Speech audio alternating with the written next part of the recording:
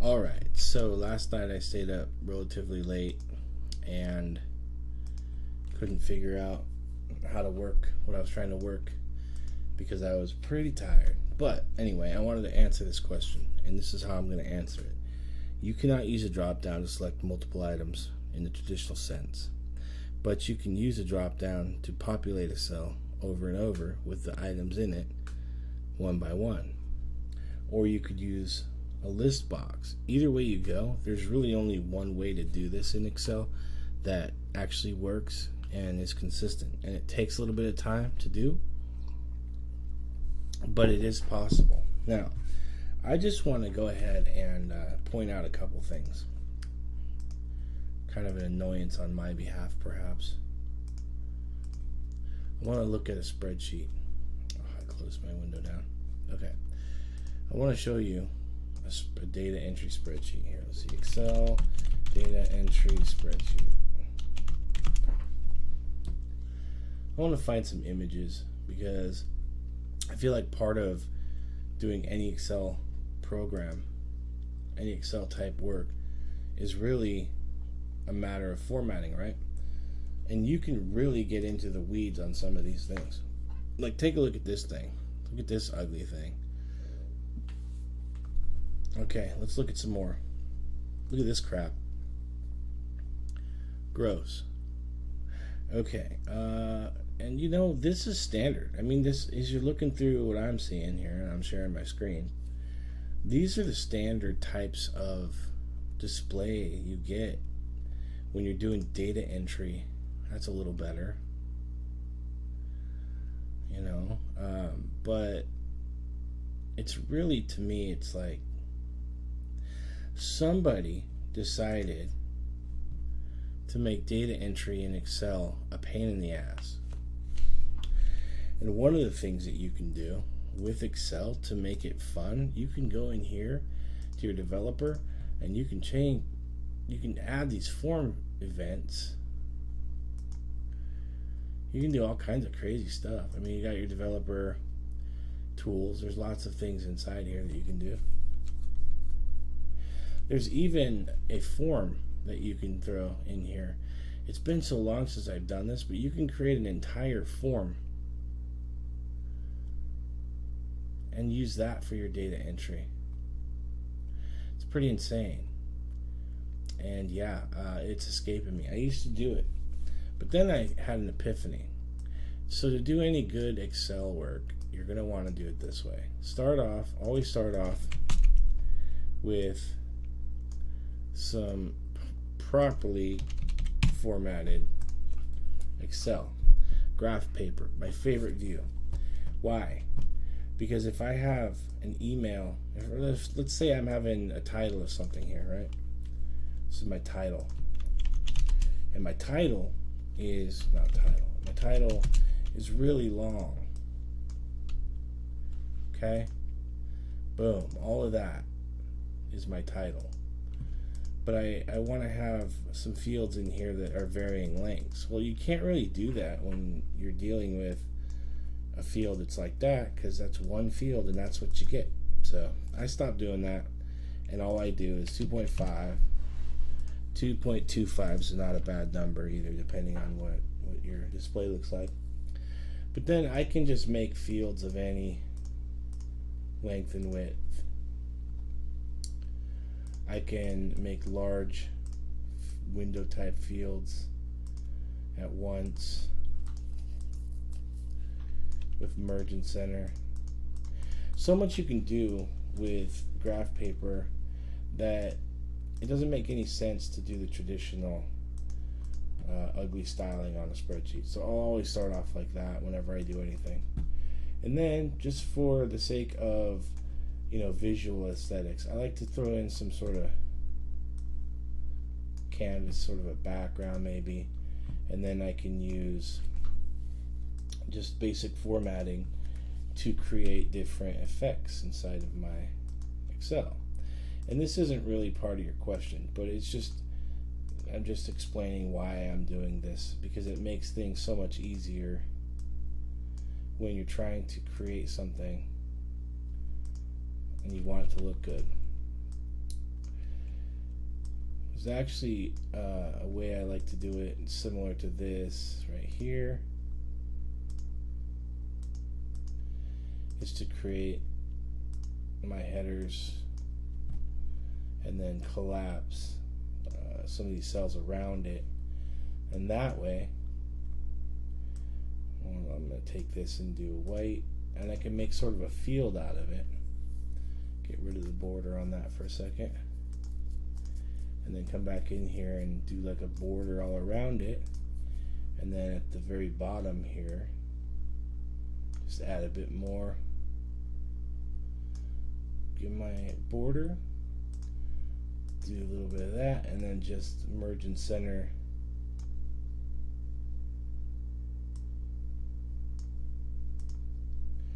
I didn't get enough of it. Then I like to merge and center all of my stuff. Dang it, hold up.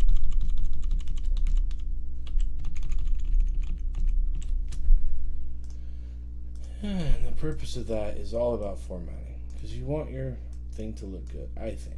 So there you go. There's my little beautiful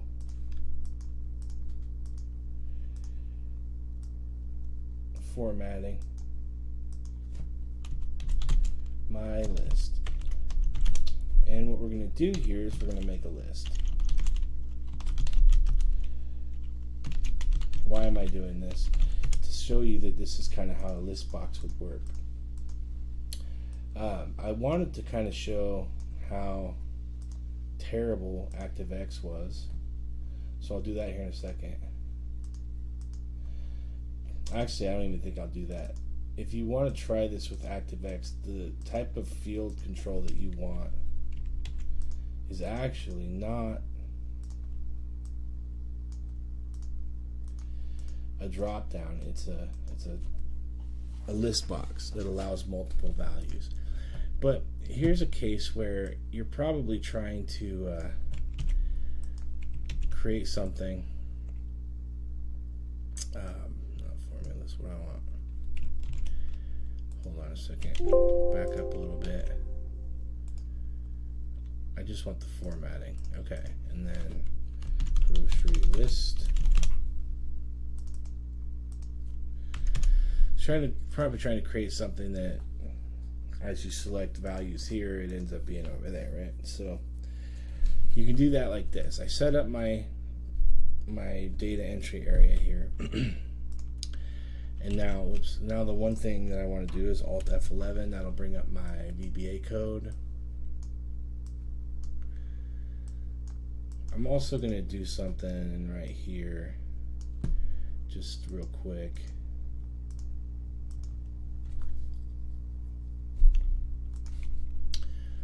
Call this my drop down. We'll go ahead and I'm going to make a range right here. This is going to be fruit, just for fun.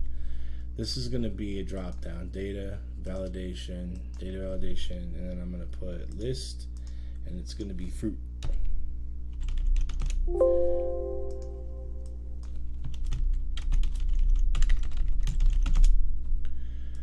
So now my fruit should appear out. Nope, that's not what I wanted. Let's try that again.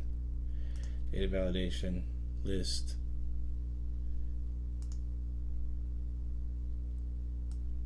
Yes. Equals FRUNT there. Source must be a list delimited. Yeah. You think I'd never done this before? I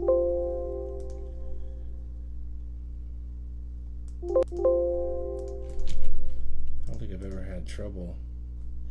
It might be the merge cell, actually. That's okay. So I've got 3 values in there. I could probably do one more value. I wonder if it'll allow it.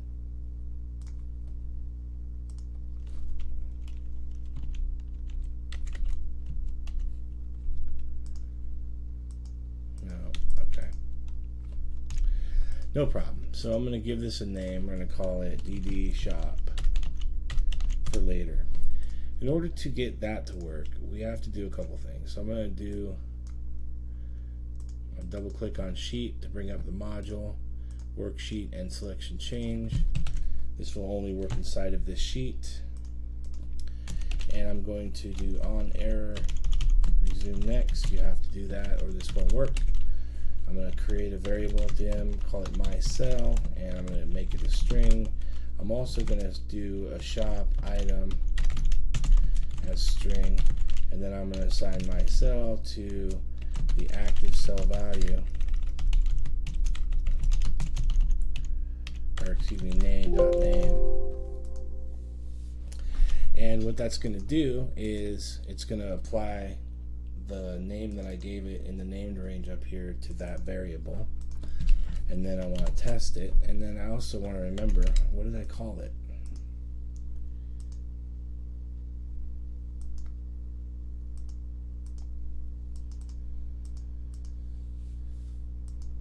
Okay, I need a named range for this. I'm going to go fruit, apple.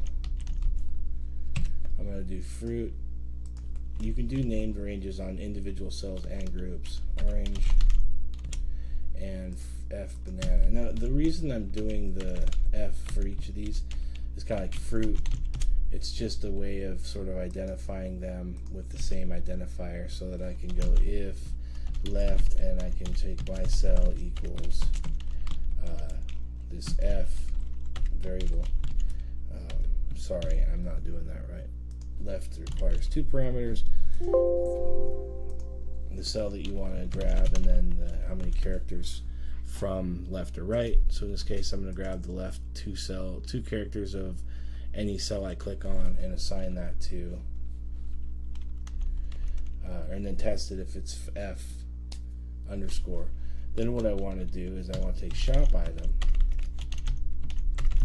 and I want to give that the value of the active cell. So that means if I click on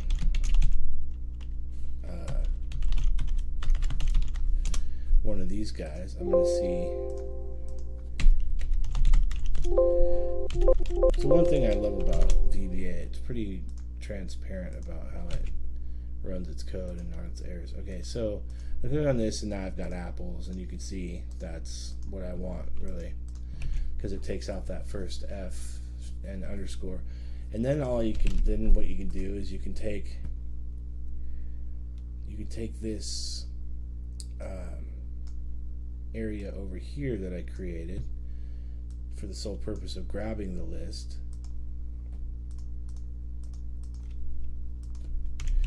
and then you can give it a name, and I'm going to give this shop list, and it's like basically what I'm trying to do is select apples, oranges, whatever from my shopping list, and this list could be a range of any number of things, all of the things that I typically buy maybe, and I just want to do a quick list by going through and selecting what I normally buy and creating a shop list to print out later or to look at when I go. So I want to assign shop list value equals shop item. So doing so should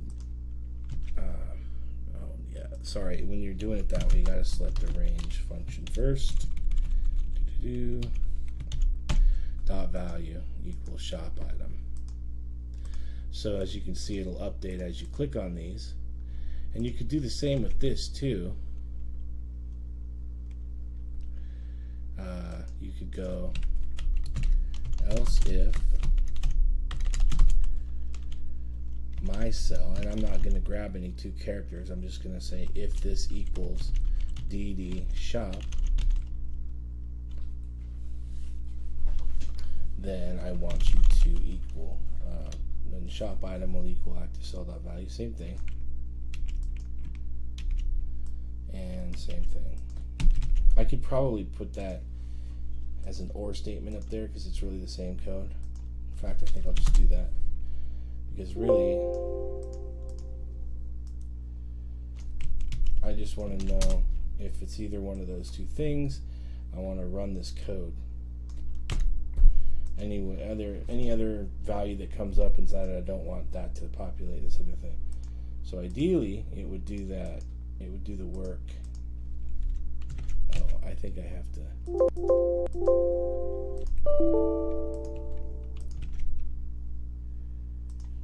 So it works.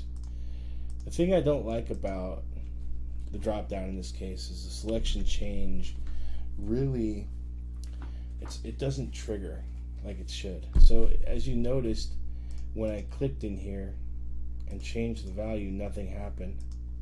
But if I click back in it, it'll actually work. So I've been having trouble with using the change. There is this other function called change. It's a private function, but it hasn't really been treating me very well. It seems to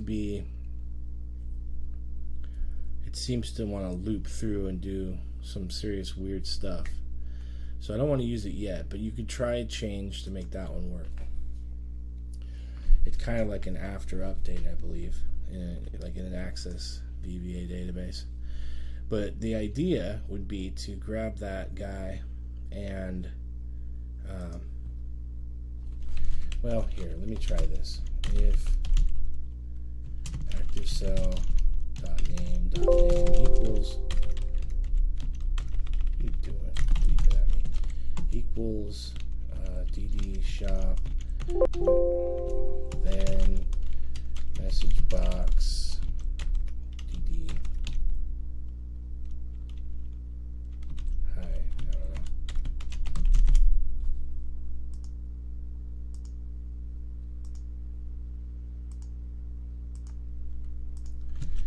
So technically I should be able to go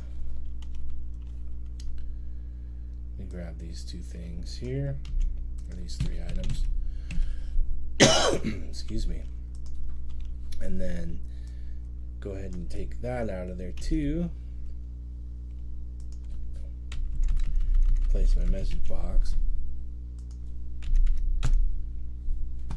So technically I should begin to work.